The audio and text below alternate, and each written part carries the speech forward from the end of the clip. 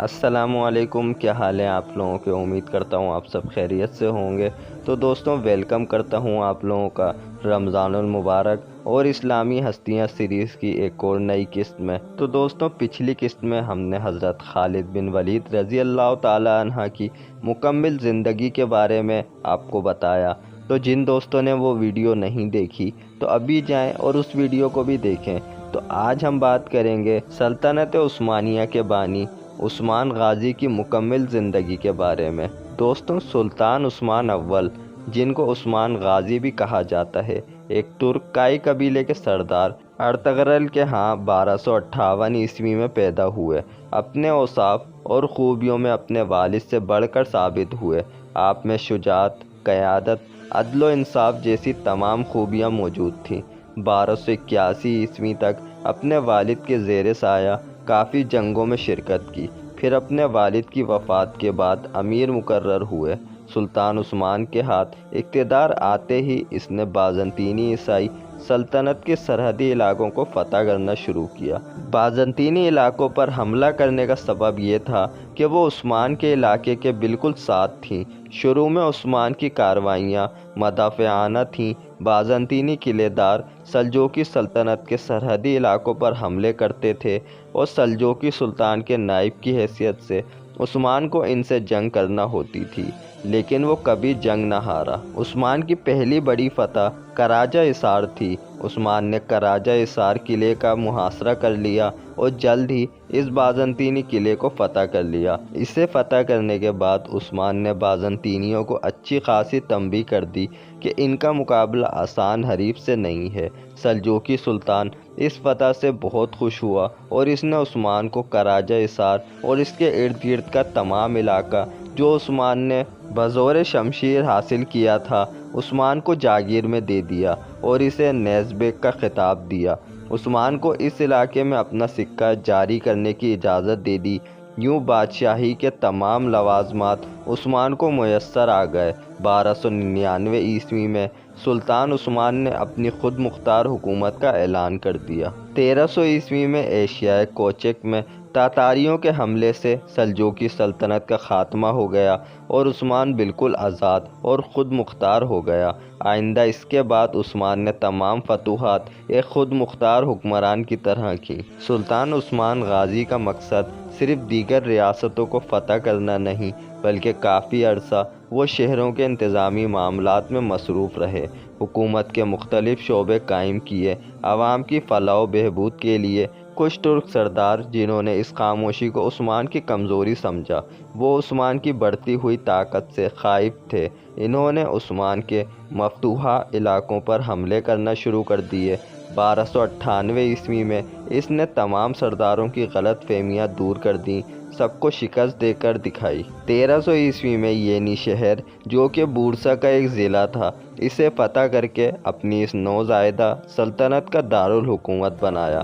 1301 عیسوی میں سلطان عثمان نے بازنطینی شہنشاہ کی بڑی فوج کو کوچ ایسار کے مقام پر عبرتناک شکست دی۔ 6 سال کے اندر اندر عثمان بازنطینی قلعوں کو فتح کرتا ہوا بحر اسود تک پہنچ گیا۔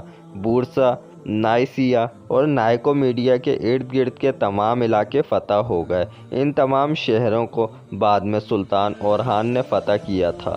ان حالات کو دیکھتے ہوئے بازنطینی شہنشاہ نے تاتاریوں کو اکسایا کہ وہ عثمان پر حملہ کریں۔ تاتاریوں نے عثمان کے مفتوحہ علاقوں پر حملہ کیا۔ اس بار عثمان نے اپنے بیٹے اورحان کو تاتاریوں کا مقابلہ کرنے بھیجا۔ اورحان نے تاتاریوں کو سخت شکست دی۔ یوں بازنطینیوں سمیت سلطان عثمان کے سب دشمنوں کی امیدوں پر پانی پھر گیا۔ 1317 عیسوی میں سلطان عثمان غازی نے ایک نہایت اہم شہر بورسا کا محاصرہ کیا۔ یہ محاصرہ طول پکڑ گیا، یہاں تک کہ 6 سال بعد اسی محاصرے کے دوران 1323 عیسوی میں سلطان عثمان کی وفات ہوئی۔ انہوں نے مرتے وقت اپنے بیٹے اورحان کو اپنا جانشین مقرر کیا۔ سلطان اورحان نے بورسا کا محاصرہ جاری رکھا اور 1326 عیسوی میں بورسا اورحان کے دور میں فتح ہوا، یعنی بورسا کا محاصرہ تقریباً 10 سال جاری رہا۔ سلطان عثمان کی وفات کے متعلق 2 روایات ہیں۔ 1323 عیسوی یا 1324 میں سلطان عثمان کی وفات ہوئی۔ کچھ روایات کے مطابق بورسا کی فتح کے وقت وہ بستر مرگ پر تھے۔ بورسا فتح ہونے کے بعد ان کی وفات ہوئی۔ مرنے سے پہلے انہوں نے اپنے بیٹے اورحان کو طویل نصیحت کی، لوگوں میں عدل و انصاف کی تلقین کی۔ سلطان عثمان کی قبر بورسا ترکی میں ہے۔ سلطان عثمان میں وہ سب اوصاف پائے جاتے تھے جو ایک بانی کے لیے ضروری ہیں۔ آپ کی ہمت اور بہادری غیر معمولی تھی۔ جنگ میں خود اس طرح جذبے سے لڑتے کہ سپاہیوں میں نئی روح پھونک دیتے۔ آپ کا عدل و انصاف بہت مشہور ہے۔ انصاف میں سبھی برابر تھے۔ آپ نے اپنی ذاتی دولت بھی کبھی جمع نہیں کی تھی، اپنے حصے کا مال غنیمت بھی بانٹ دیتے تھے۔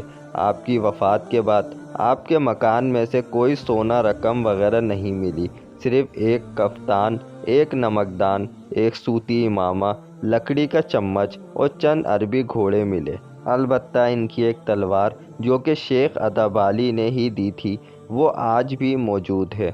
سلطان عثمان کی یہ تلوار ان کے بعد آنے والے ہر سلطان کو دی جاتی تھی اور اس تقریب میں دعا کی جاتی تھی کہ اللہ آپ میں بھی عثمان جیسی خوبیاں پیدا کرے۔ سلطان عثمان نے اپنے چچا دندار بے کو خود تیر مار کر ہلاک کیا۔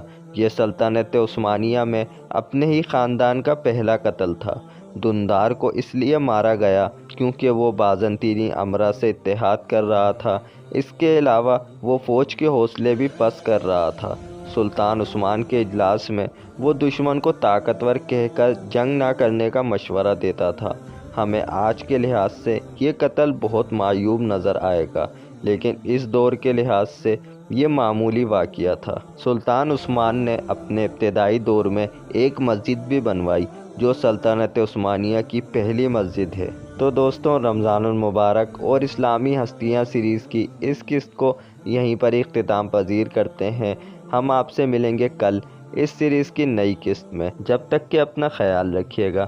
ویڈیو اچھی لگی تو ویڈیو کو لائک کریں، چینل کو سبسکرائب کرنا مت بھولیے گا اور اس ویڈیو کو اپنے دوستوں کے ساتھ لازمی شیئر کریں۔ ہم آپ سے ملتے ہیں کل اس سیریز کی نئی قسط میں۔ جب تک کے لیے اللہ حافظ۔